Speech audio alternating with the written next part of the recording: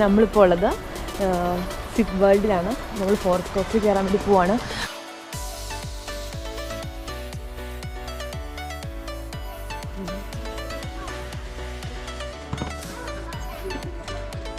ഇവിടെ നമ്മൾ വെയിറ്റ് നോക്കും. വെയിറ്റ് നോക്കിയിട്ട് നമുക്ക് ബാൻഡിൽ അത് എഴുതി തരും.